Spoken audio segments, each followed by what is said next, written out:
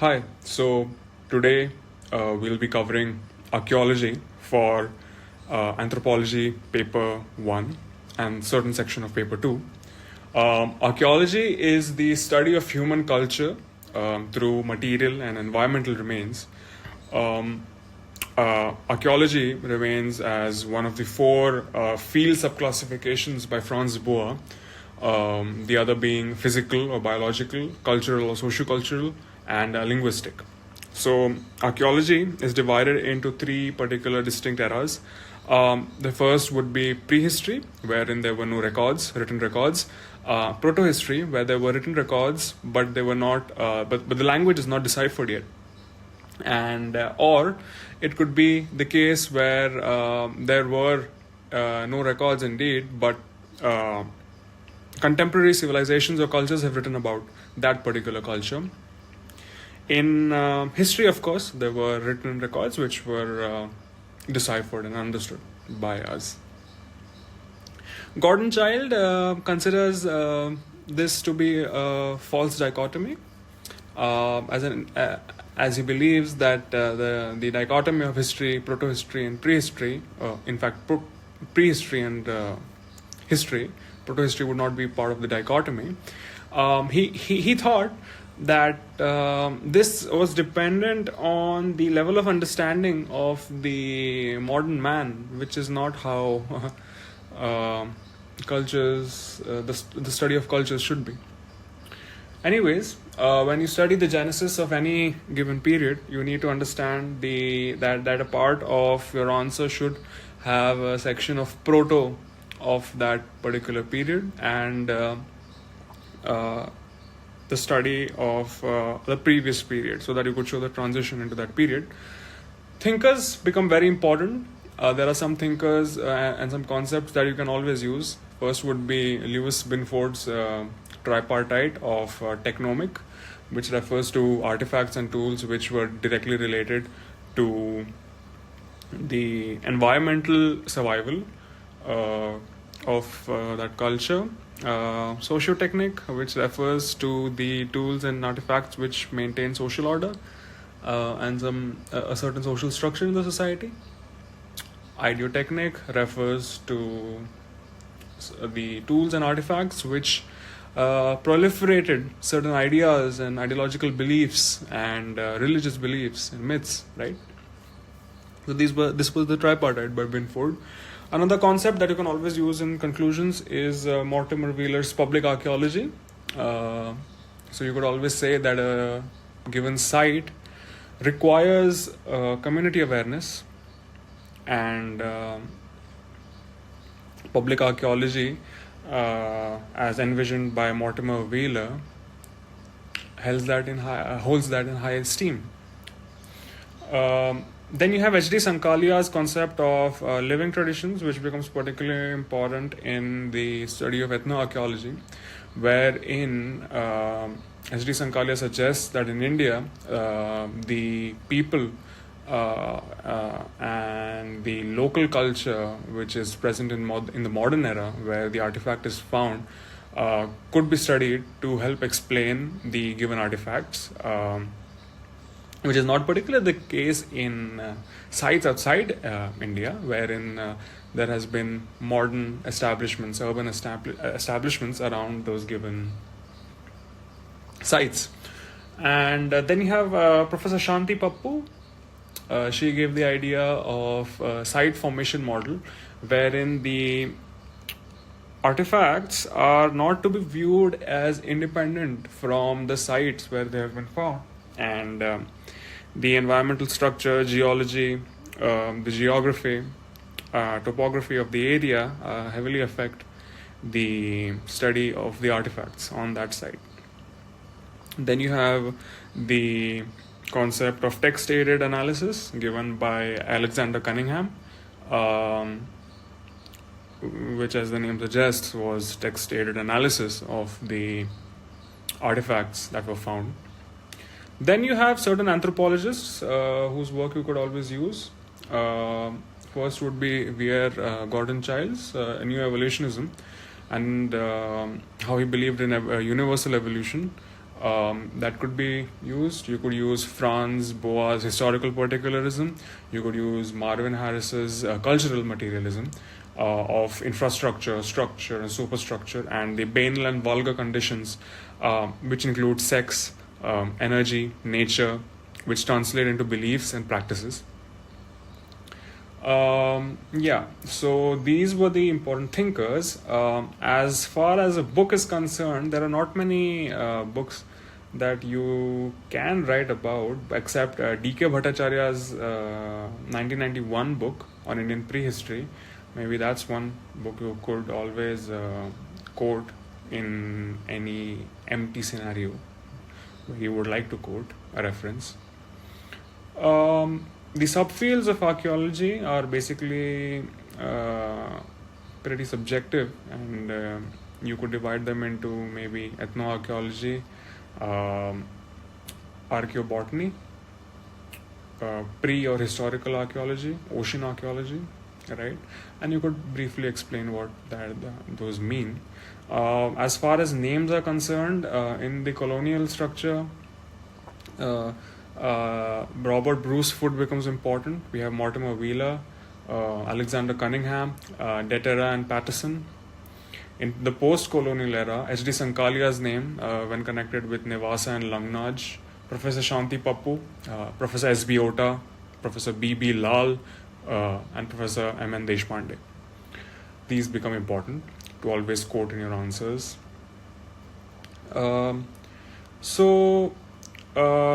New archaeology or processual archaeology is actually a very important aspect that you can always quote. This was given again by Lewis Binford's idea of the tripartite, but you could also explain how the culture or the study of culture shifted from a what description to a why description, and this was basically catalyzed by W. Tyler through his book A Study of Archaeology in 1948. And of course you could always use the postmodernist criticism, which here would be the post-processual criticism, which argues that archaeology is subjective and open to biases, and as usual there are aspects of archaeology which are hidden in the midst of power structures, which gives birth to feminist archaeology. So we could always quote that as a criticism, I suppose. And a name to give here would be Iron Hoarder. When we speak of the problems in the Indian typology, you should not memorize these ideas, rather think of them as what really could be the problems in Indian typology. The first problem that I see is environmental preservation. The second problem I see could be the human aspect of conservation of these tools, right? The third aspect could be that, as later we'll see, the Upper Paleolithic debate. That could be one case, and the Neolithic debate, that could be another case, because there were overlapping typologies from different cultures, which makes it difficult to study. You could always think of these as holistically. Next, you have climate. For most of these given traditions, you need to study the climate, which you should give in a tabular format, where the first would be the glacial era, then you have the interglacial era in the next column, then you have the pluvial, and then you have interpluvial. In the glacial, you can remember the idea of get ready with me, but just switch the M in the second position, so get me ready with Gunz, Mindel, Riss and Worm. The interglacial would be, of course, the middle, the convergence of these two, which would be Gunz, Mindel, Riss, Riss, Worm. So all you need to remember is get ready with me, and the M comes first. So Gunz, Mindel, Riss and Worm. Yeah. Next, you have pluvial, which can be remembered as KKKG. So we already know what KKK is, so you could remember with that and a G in the end. There would be Kageran, Kamajian, Kanjaran, and Gamblian. It's pretty weird. These names, they were mostly related to the European archaeology, but that's how it has been given for the Pleistocene era. You can always write that the Pleistocene era was 25 million years in span, and it had these cycles of glacial and interpluvial, and then you give these cycles, then you write that the genus Homo emerged during this period. And the importance of the glacial and pluvial era is that they were rough, and man lived in rock shelters because of these. They needed shelter, it needed protection, and in the interglacial or interpluvial era periods, the man lived in open sites under the sky. Next, you have tool location. As long as tool location is understood, you need to write that these ancient tools were found largely on the banks of rivers, of course, because that's where most ancient cultures developed. You could always write that in the pluvial era, the floods were prominent, where man left his tools, and in the interpluvial, the flood receded and man came back. That is something that we study. Some sites you could always quote in the global framework because they are multi-age would be Sierra de Atapuerca complex in Spain, which is in Europe. It covers, I suppose, from the lower Paleolithic all the way up to the Neolithic era. So it could be basically quoted for any given lithic study that we do. Then you have the Wonderwork cave in Africa, which is also similar. Then you have Bhimbetka, which extends up to the Mesolithic era, which is pretty important. Then you have Zuccotian, which also covers the entire Paleolithic era, lower, middle, and upper. Then you have the Swan Valley in Asia, in Pakistan, to be specific, which also covers up to the Paleolithic, upper Paleolithic era, so lower, middle, and upper. You could always quote these for any given culture in that specific region, and you could always use those thinkers and the methods of dating, which we will study later. Lower Paleolithic. So lower Paleolithic, first you would give the climate, then you would give the tools.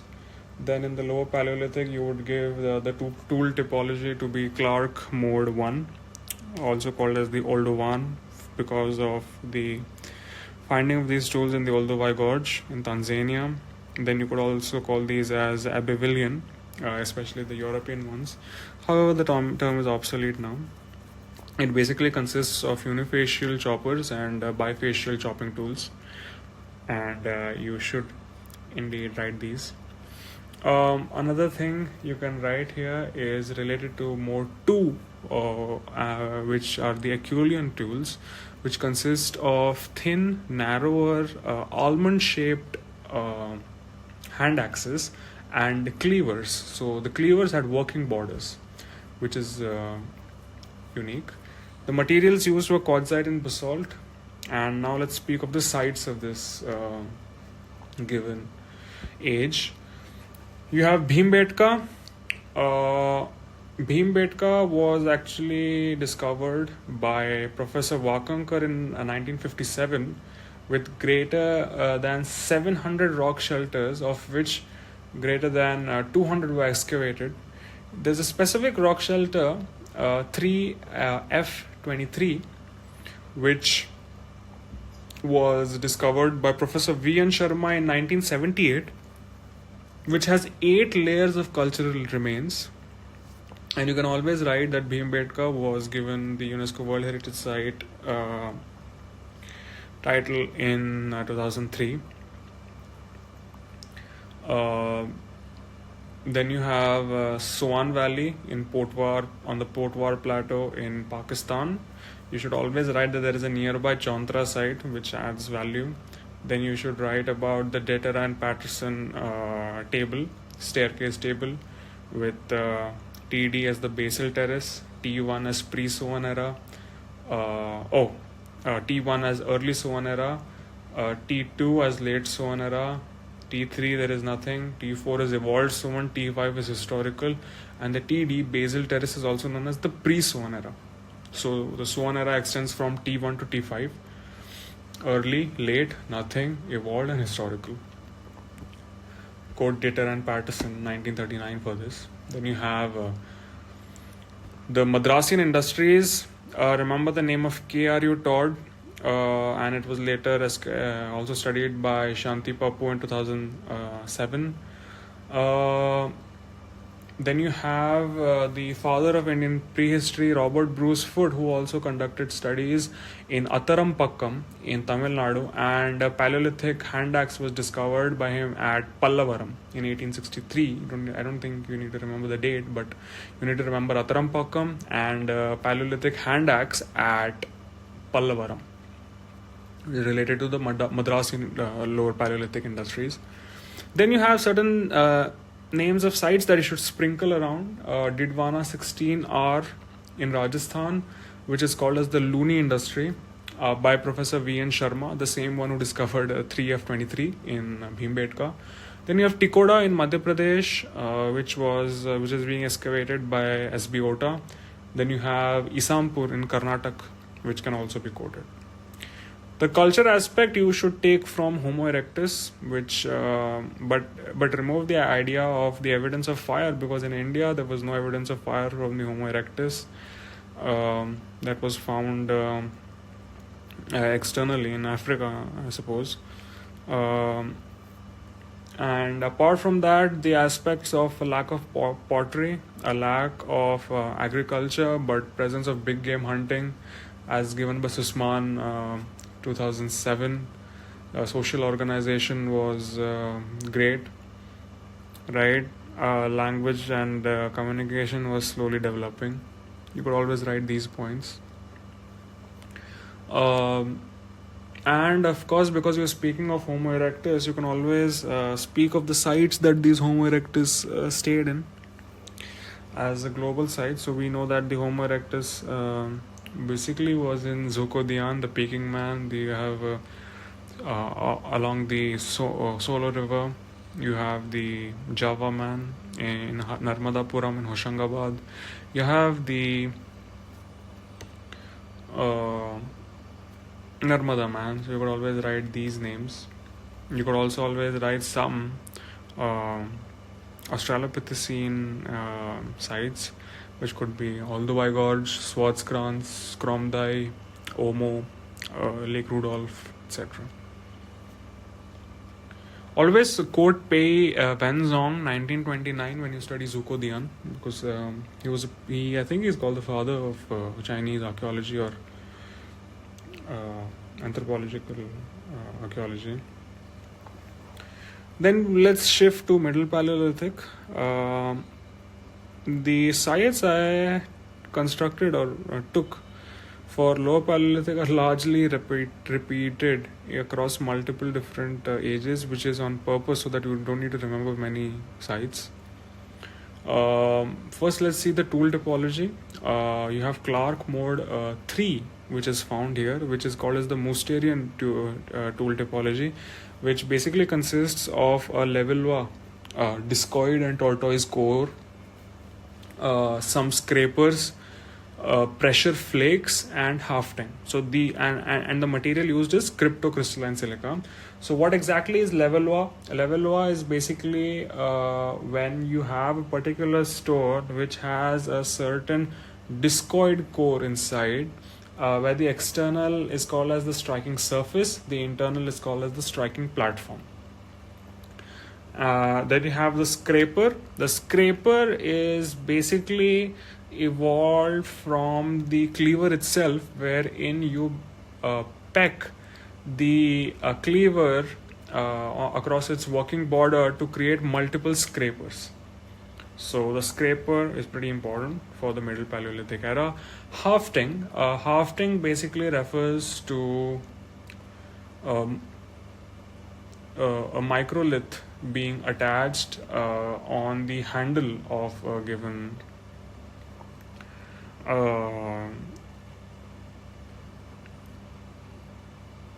handle being attached, but I suppose you could not write microlith. I think you should write small blade instead of microlith, because that would ensure that you would understand it later, because microlith industries comes later.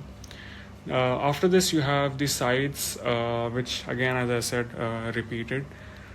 Bhimbetka is another Middle Paleolithic site, same 3 of 23, which has those 8 remains. The first 3 being early Paleolithic, then you have 1 Middle Paleolithic, 1 Upper Paleolithic, and 3 Mesolithic again. Then you have Soan, Detera and Patterson 1939 again. Then you have Madrasian, KRU Todd.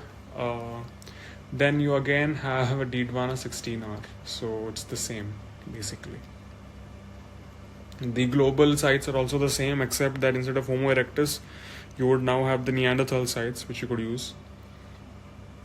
For example, that would be in the near east, Eshkul, Tabun, Mount Carmel. In Central Asia, it could be Teshiktash. In Iran, it is Shanidar Cave. In Europe, it could be Neander Valley and Le Moustier, and there is another one whose name I forget. But yeah, you could watch the fossil evidence. You could read about it in fossil evidence. Then you have Upper Paleolithic, which again you have the climate, tool typology. You need to state that mode 1, 2, and 3 were in decline. Mode 4 of borers and burins developed. Draw a small borin, right, and a borer. Then you explicitly note that they were narrow chiseled. Then you write about bone tools. Bone tools include the Baton de Commandment, which was the arrow straightener, which was made using antlers of deers. Then you have the harpoon, which was used. You write about the technique that was used, which includes fluting fire treatment and parallel soft hammer treatment, which basically means that along a rock, what they did was they marked it and slowly started to hit along those marks to create particular designs. That is the pressure, the parallel soft hammer technique. And the floating fire treatment is basically, as the name suggests, you place the rock in fire to harden it. Sites, again, you have Bhimbetka, you have Swan, Detera and Patterson. However, the other 2 sites will now be replaced. For Madrasian, which was previously present, which was Bruce Foot's first discovery, you can replace it with Bruce Foot's second discovery, which was the Kurnool Caves. In the Kurnool Caves in Rayalaseema, you have a place called the Machetla Chintamani Gavi, which was by MLK Murthy, which has bone tools in it.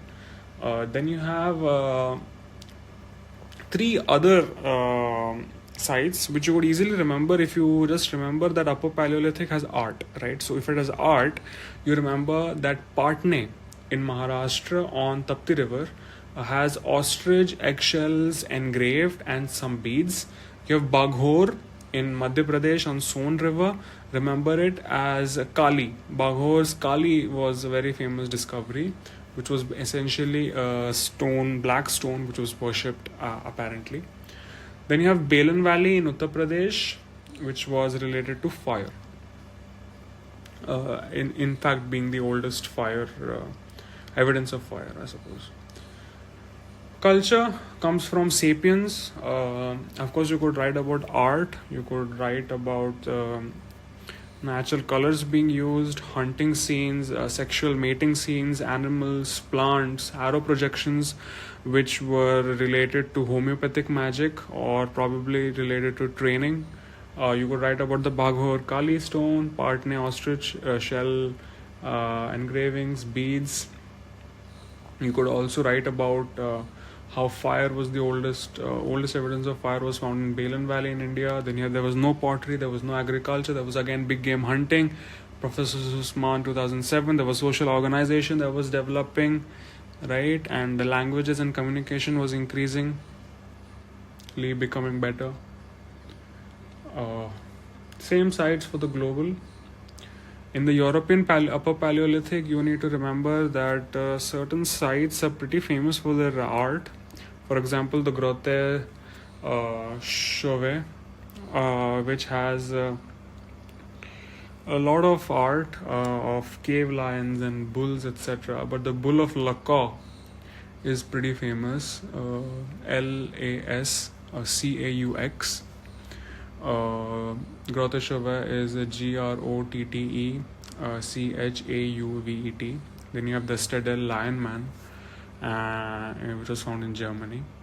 These are pretty good names that you can always use. And the debate. When someone speaks of the Upper Paleolithic debate, you need to understand that before the Bhimbetka, there were not many Upper Paleolithic sites found in India. So people were the archaeologists were very suspicious of whether India even had an Upper Paleolithic era, which basically is the center of the debate, wherein H.D. Sankalia proposed different nomenclature. He said that the early Stone Age was the term he used for a lower Paleolithic, Middle Stone Age for Middle Paleolithic, but for Late Stone Age he combined Mesolithic and Upper Paleolithic primarily because he didn't think that Upper Paleolithic even existed in India. Then you have the New Stone Age for Neolithic, and this was given by H.D. Sankalia, so they become very important. And subsequently Bhimbetka was discovered, and it was discovered that India had a rich Upper Paleolithic culture. Then we shift to the Epipaleolithic, which is the last ending of the Upper Paleolithic transition, and we move on to the Mesolithic era. So in the Mesolithic era, you have again the same climate, Pleistocene, 25 million years, the get ready with me aspect goes. Mindel, Riss worm, then you have Kageran, Kamajian, Kanjaran, and Gamblian.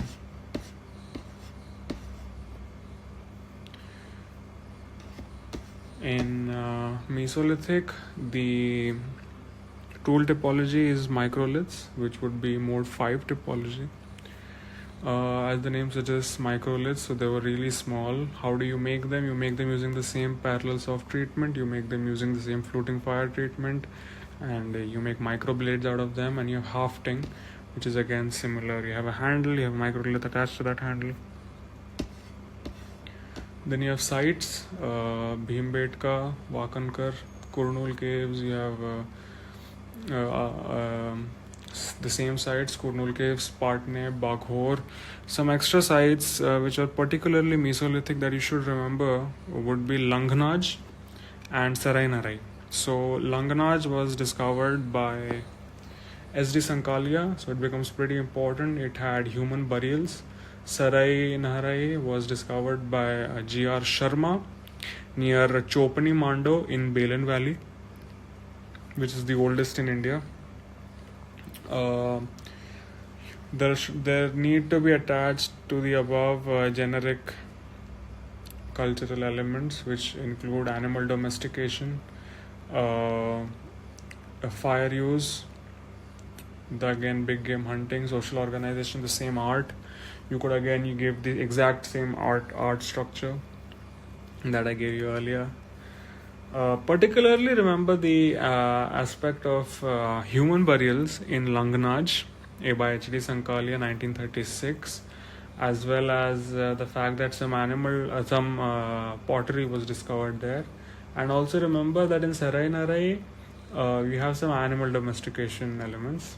Always remember to add these aspects of domesticated animal remains, handmade pottery sherds, hearths, burnt clay, mud houses, mortar and pestle. Then you have finally the Neolithic Age. Neolithic Age, you should write about where Gordon Child. Speak of new evolutionism, give the era 7000 to 1000 BC. The important tools of this era were the celts, which were axes and adze. Axe is basically when you have the blade running parallel to the handle, but in adze it runs 90 degrees to the handle.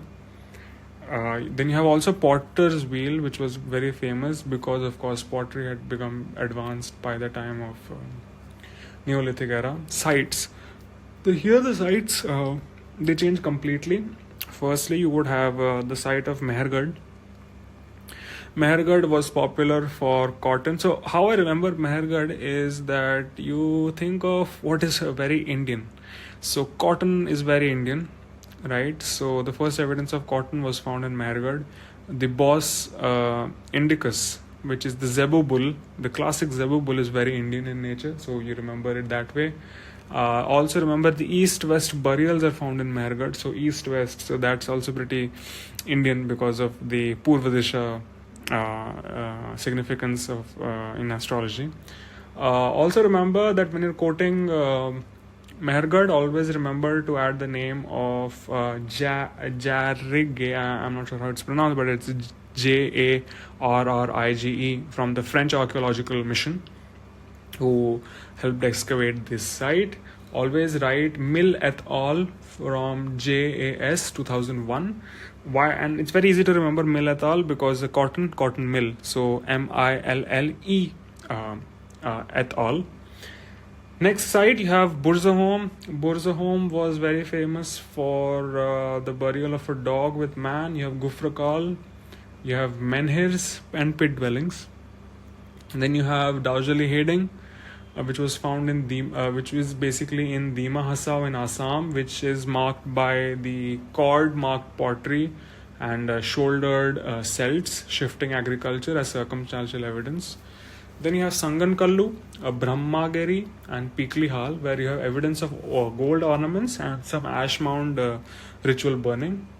Always remember that you don't need to just write these. I'm giving you sites which have and the particular thing they're famous for, but you could always write a generic stuff like domesticated animal remains, handmade pottery sherds, hearths, burnt clay, mud houses, mortar, pestles, lapis lazuli, jadeite stones, right?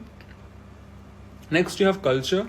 Write about Neolithic Revolution, quote Yuval Noah Harari's Sapiens 2011 and V.R. Gordon Child's Man Makes Himself 1936. Quote the OSS theory that we studied, explain it in few lines, that it was the first agricultural revolution also, settled agriculture, what did they grow, think about it that way. You have wheat, barley, peas and cotton. Then you have the hunter-gatherers, to settlement structure, which you could always write. You have sedentism that basically developed. You have population growth, food supply that increased, and you have political structure that developed to guard this food supply and the farms. Kinship and descent began to for the inheritance of these farmlands. You could always quote descent theory by Brown. Social inequality started to begin because of difference in distribution of these lands, settled agricultural farmland as well as the grains produced. Domesticated animals like Bos indicus began. You have long distance trade that developed, lapis lazuli. You have pottery advancement, housing, religion, and H.D. Sankalia opines that pure Neolithic is very rare in India and most sites are New Chalcolithic. Criticism is of course the use of the word Neolithic, which is very Marxist, revolution added to Neolithic, which is very Marxist in nature and excessively focuses on materialism. Now, from now on, after this study of Neolithic, all aspects should be in context of tools, pottery, agriculture, husbandry, art, fashion and jewelry, housing, trade, social structure, rituals and burials. And basically that is all you need after this, because you could use the exact same keywords. The keywords for pottery would be polychrome and monochrome pottery with geometric motifs, natural colors which are used, zoomorphic buffware that you can always write. For agriculture, you should always write about settled agriculture and some mixed economy with barley, wheat, lentils, millets, pea, gram, beans which are grown, which helps add more lines to your answer. You should always write in terms of the burials. You should always speak of urn burials and north-south burials, as well as a few east-west burial cases. You should always speak of lapis lazuli, ingots and seals which are found when you are speaking of trade. When you speak of housing, you should always speak of the ovate and rectangular mud houses which were developed in that era, as well as the subterranean dwellings. When you speak of rituals, you should always speak of the bull, horse, mother goddess figurines that were found, toys that were found, and terracotta dolls. When you speak of jewelry, you should always speak of the jadeite, carnelian, jasper, and always speak of faience ceramics, mud sun-dried bricks, and kiln bricks. Always write about domesticated animal bones. You could essentially write about sheep, goats, cattle, and pigs always. With respect to pottery, you could always write about mortar, pestle, fire altars, and open rectangular hearths from now on. To be particular now, if we speak of Chalcolithic, you should write about 2000 to 700 BC. You should write about certain traditions that developed, like Ahar Banas developed in Rajasthan. Then you have the Kayat, which developed in UP. The Kayat was by V.S. Wakankar, which had the evidence of horse in it. Then you have Malwa culture, which has a few famous sites of Navdatoli and Iran, right? Then you have the Jorve culture, which has some important sites like Daimabad, Inamgaon, which is the largest site, Chalcolithic site, Ahilyanagar and Prakashe. Then you have Savald in Maharashtra. Then you have Ganeshwar Jodhpura in Punjab. So these names you should remember. Essentially try to cover it through a mental map of India, right? So when you are start from, let's say, clockwise, right? So you start in Ahar Banas in Rajasthan, then you go clockwise, you meet the Ganeshwar Jodhpura in Punjab. Then you again go more clockwise, you get Kayat culture in UP. Then you again come down, you have Malwa culture in UP, Navdatoli in Iran. Then you come down to Jorve, which is Daimabad, Inamgaon, Ahilyanagar, Prakashe. So circle it out. Proto-history, when you're speaking of proto-history, because it has been specifically mentioned, always write that most famously understood studied proto-history is the Indus Valley civilization. M.K. Dhavalikar terms it as elusive in nature, so you could always write that, and you just write about basically Harappan culture. But before we study Harappan, you should study about pre-Harappan. So pre-Harappan is basically Mehergarh, Kot Diji. Kot Diji is famous for Rahmandiri in Gomla and the jars that are found there. Then you have Soti Siswal culture in Haryana, Amrinal culture, Ghaggar Hakra on Saraswati, and which is famous for Hakraware pottery, and you have endogenous theory. Endogenous theory basically suggests that the Harappan civilization evolved from these pre-Harappan cultures. Again, to remember this, think of it basically in clockwise. You have Mehergarh. You have let's say Kot Diji, Rahmandiri in Gomla, which is I think somewhere in the middle in Pakistan. Then you have Mehergarh, which is in northern Pakistan, so you go there. Then you have Soti Siswal culture, which comes down to Haryana in a circle. You have Amrinal culture, again that circle. You have Ghaggar Hakra on Saraswati, which has famous for Hakraware. So it's like a semi-circle, and that is also what is likely to be expected because it's pre-Harappan and Harappa was in the northwest. Right about the endogenous theory, which is pretty important. You could always use the Binfotri, whatever I had given in thinkers, basically. Always, don't forget that. Always you could use those, and you could always use the aspects of culture that I had given earlier. Speaking of Harappan comes squarely under the Bronze Age, 3300 to 1300 BC. Harappa was discovered by 19. So basically, what I'm going to do is I'm going to basically give you each site and something that's important with that site, and I'm going to give you a generic aspect of Harappan culture. The generic aspect can always be added to any of these sites. The specific aspect you should always remember. So let's go, right? So Harappa, when you speak of Harappa, think of Dayaram Sahani, 1921. Always think of the male red terracotta torso that they found. Always think of the standard weights and measurements, which are basically chert cubes of base 16 that were found. This is very important. It was the first site, and Indus Valley is basically characterized as urban because of its weights and measures, which were very standard. So that is very important. And the male terracotta torso is very beautiful in terms of art. So always remember that. Then you have Kalibangan. Kalibangan was by the famous archaeologist B.B. Lal. It was excavated. It's famous for Kalibangan, so black terracotta bangles, and it is also famous for the world's earliest plowed field and famous for fire altars. Then you have Banavali. Banavali is by R.S. Bisht. It had a plow model. Rakhegari is basically the largest site. You can just remember that. Dholavira, also known as the Kotada Timba locally, it is the only Indian UNESCO World Heritage Site related to Harappa. It has stone drainage, it has step wells, it has advanced water reservoir systems, it has a signboard of 10 symbols, it has a stadium. Then you go to Surkotada, which has horse remains. Then you go to Lothal, which has a dockyard. It has ivory scales, and it has two very unique points. One is a crow story motif, which was found in a given pottery, and you have a Bahrain dragon seal, which was also found. Kot Diji, famous for its jars.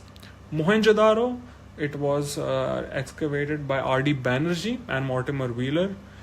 What did we find there? We found the grates there. We found the great bath and the great granary. The great bath mentioned the aspect of ritual bathing.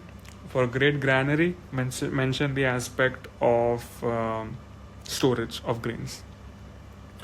And also mentioned the art that was found in Mohenjo-daro, which basically is the dancing girl bronze sculpture, the statite priest king. Also mentioned the keyword trefoil, which is basically the name of the pattern of the priest king bust. Pashupati seal mentioned the name of Marshall 1931, who studied the Pashupati seal a lot and gave the idea that it's basically Mula Bandhasan, yogic posture, and a proto-Vedic deity. Then gave unicorn seal, Zebu bull seal, swastik seal, the mother goddess figurine. I also mentioned the keyword fertility cult. In Chanudaro, you mentioned about the cinnabar lipstick, CC, Chanudaro for cinnabar lipstick. Also try to remember the name of sites which are geographically the extremities of the Harappan civilization. Mand in north, in south you have Daimabad, in east you have Alamgirpur, in the west you have Sutka Gendur. Generic IVC aspects that you should remember now, and you could use in any given site as above, because for example, if you just write about the cinnabar lipstick in Chanudaro, it just looks very limited. So you need to add aspects from these points. Divide them into three aspects: urban planning, water, and trade. So in urban planning, always write about citadel and lower cities, right? But don't stop here. Go a bit further.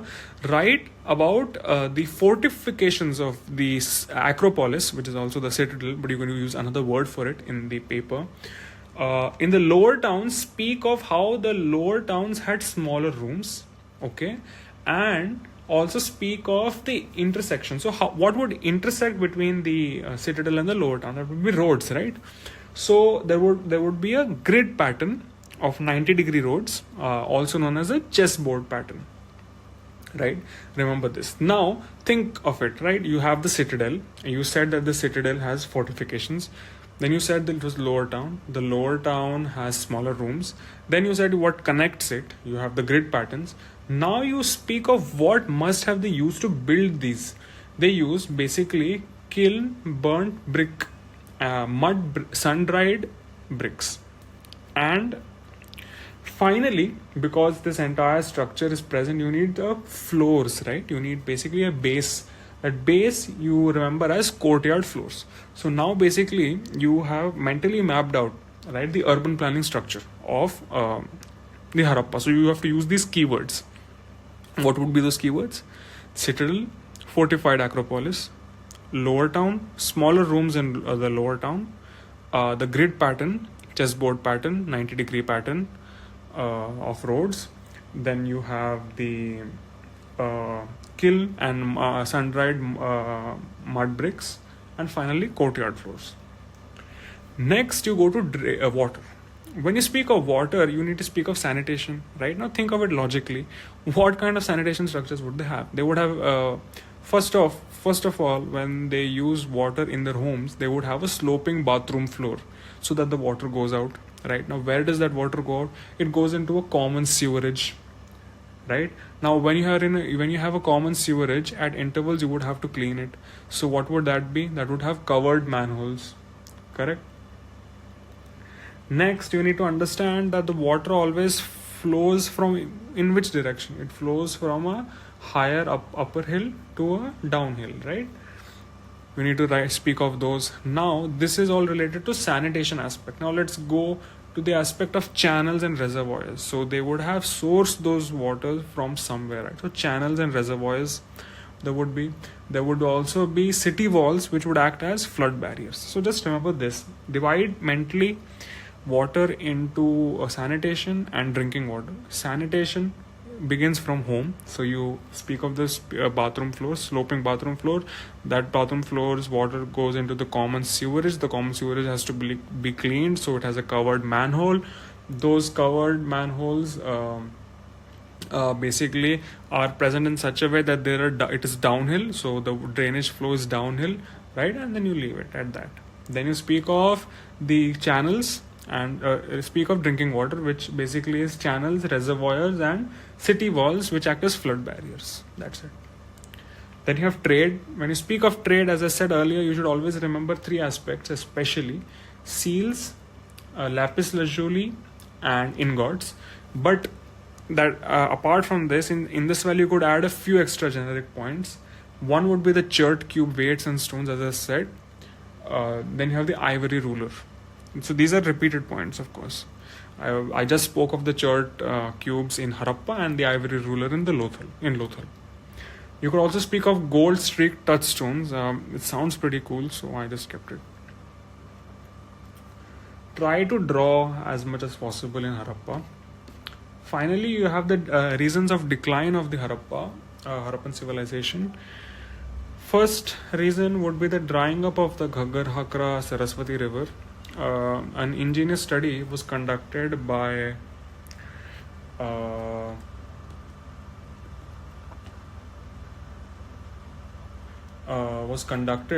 wherein there were differences in the oxygen isotope of the snail shells that were eaten by the Harappans.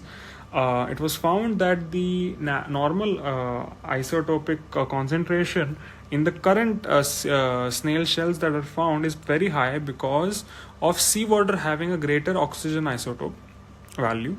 But it was found that in the snails that these Harappans used to eat, the oxygen 18 isotope value is very low, which indicates a glacial water presence, and the glacial water presence has been hypothesized to originate from the Himalayas, which is the proof of the Ghaggar Hakra river. You should always quote Torsa Sen Gupta 2020 in the Journal of Quaternary Science, which is an extremely popular journal, and this adds immense value to your reasons of decline. Next, you have the classical decline of the trade, which you could always write, which happened because of decline in seal numbers, frequency of seals, irregularity in the weights and measurements, dissimilarity in the ivory scales that were found, some things like that. You could always write about the Binford's artifacts here again, the tripartite.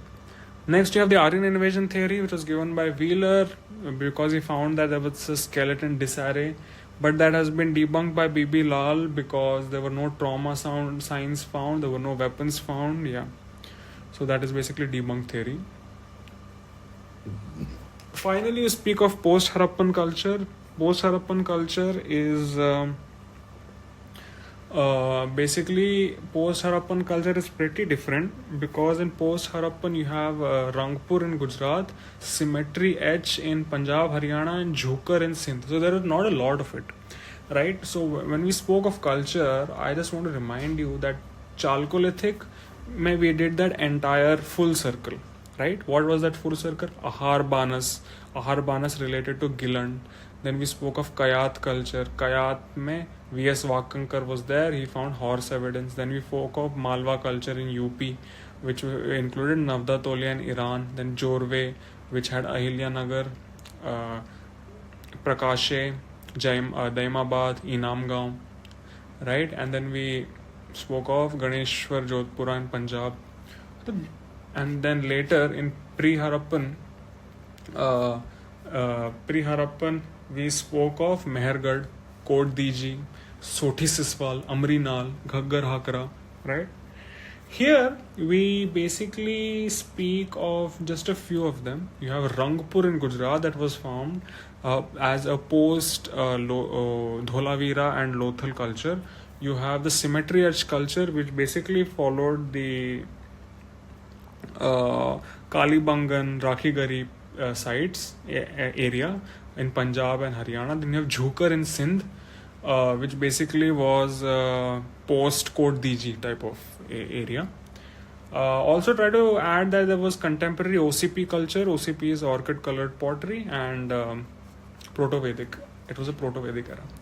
Finally, you can speak of let's speak of megalithic era. Megalithic era is the Iron Age era. It is related to mostly South India and certain sections of Northeast India.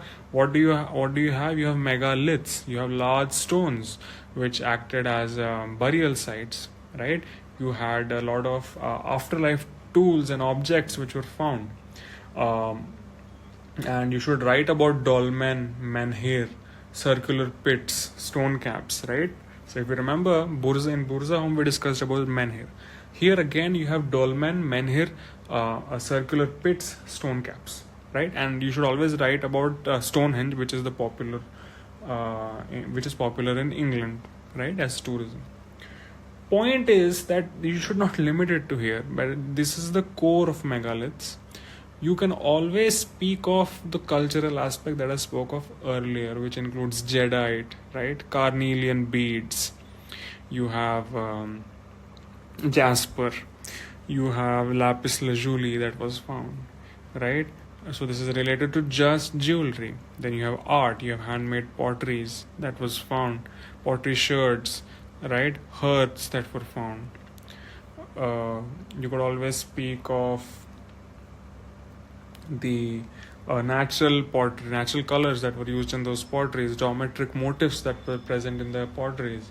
You could always speak of zoomorphic buffs and polychrome or monochrome potteries, settled agricultural aspects, wheat, barley, lentils, right? How do you remember this? You remember this as in what culture is today, right? When you so just imagine you're a farmer, right? So you wake up in the morning, you use a pot. So you explain the pot now. Pot would have what? Monochrome. The keywords are monochrome, polychrome, geometric motifs, zoomorphic buff, natural colors. In settled agriculture, that would be after the farmer has drunk some water from the pot, he goes to, let's say, work. When he works in a field of barley, wheat, lentils, millets, pea, gram, beans. Okay, easy. Now, after working in the field agriculture, he goes to meet his animals. The animals means domesticated animal bones would be found: sheep, goat, cattle, pig. Right. After that, he would probably come back home. After coming back home, he would do some puja. So when he does puja, like which is very common in India, right? You after coming from home, many people they do puja in the evening. So this guy must have done that. That would be include bull, horse, mother goddess figurines, toys, terracotta dolls, right? Now, when he has done puja, his wife might have asked him, where are my gifts? So, for his wife or maybe his girlfriend, he would give jadeite beads, carnelian beads, jasper, faience ceramics, right? These aspects of it. Next, he would probably ask, although I'm being a bit patriarchal, this is just for you to remember, he would probably ask, can I have some food? His girlfriend would probably make some food, right? So that would be using fire altars, right? Mortar and pestle, right? Open rectangular hearths, and that's how she gives food to him. Now, after this entire thing, this guy lives where, right? Where is his house, right? All this is happening inside mud, sun-dried bricks, kiln brick house, right? Inside ovate and rectangular houses, pit and subterranean dwellings. These are all keywords that you should use.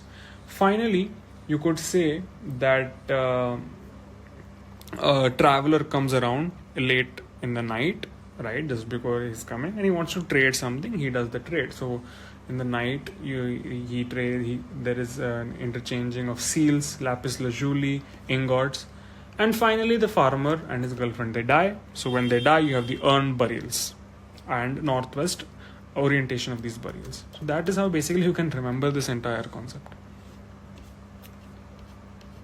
Finally, now you can just speak of the Iron Age. Iron Age is basically the painted grey ware era for the early Vedic, and northern black pottery ware for the later Vedic, which is Mahajanapada era, Aryan invasion theory. And this is basically covered in ancient India, so you don't need much of it. All you need to remember is that in the Aryan invasion, it's criticized because it had some political agenda of the British colonialists trying to justify their legitimize their rule. But there is not. It is not an Aryan invasion theory as given. It is an Aryan migration theory, and you should also write about how the racial theory of Herbert Risley is completely rejected. Dating methods. Dating methods is pretty quick. You should write about how dating, what is the definition of dating, like from D.K. Bhattacharya 1991. You could quote that now here, right? Even if that definition is not present here, for definitions for anywhere you feel an emptiness, quote this guy's name. Dating is basically the determining of age of materials or sites to construct a chronology. So simple. What do you do in dating? You could basically make up any given definition. That's how you should be. You should basically say that what is dating?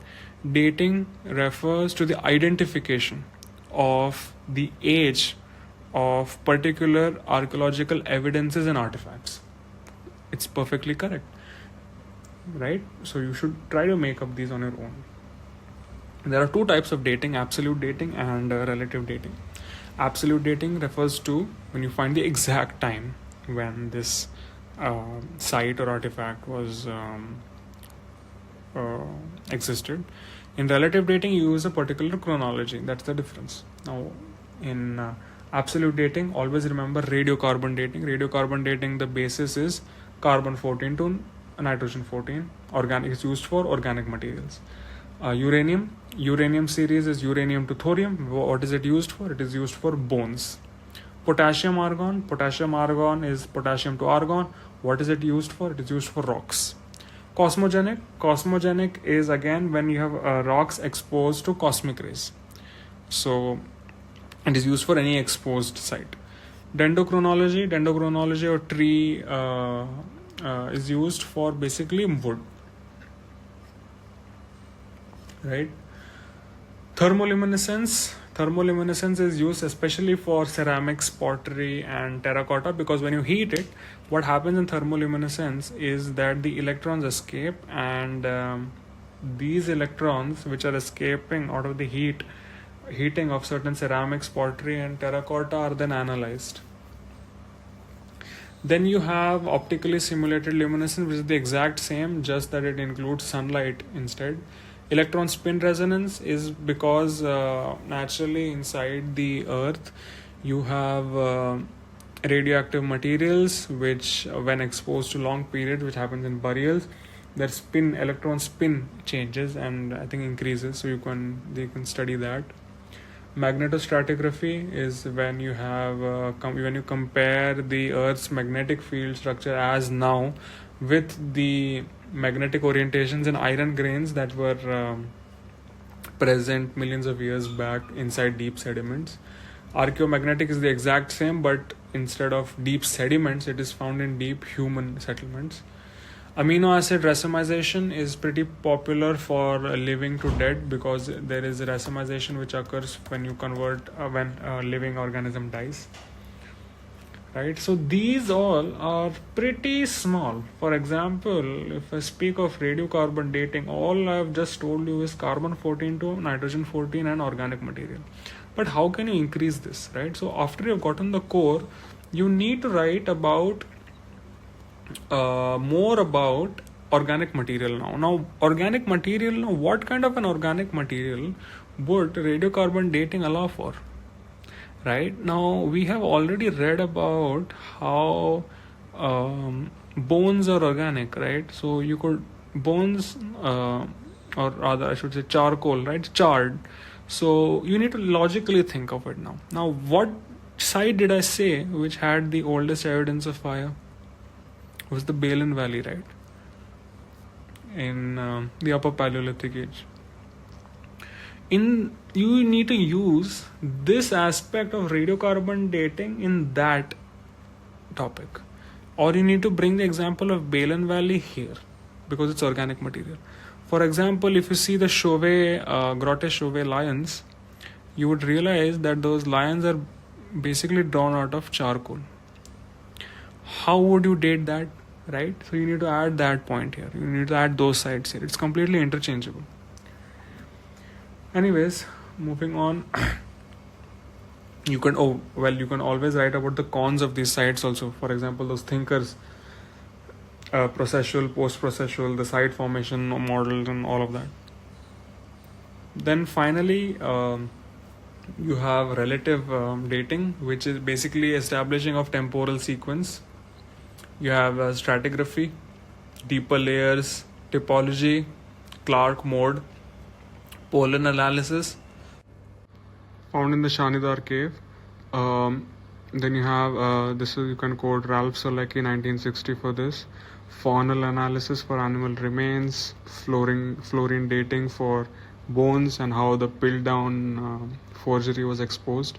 For ethnoarchaeology, all you need to write is again H.D. Sankalia's living tradition and all those theories, and write about methods of participant observation, fieldwork, surveys. In ethnoarchaeology, write about how it is the ethnographic study of people for archaeological reasons, right?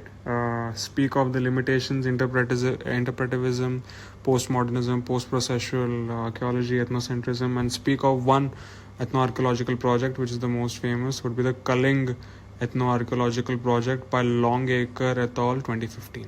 And that's it. Thanks.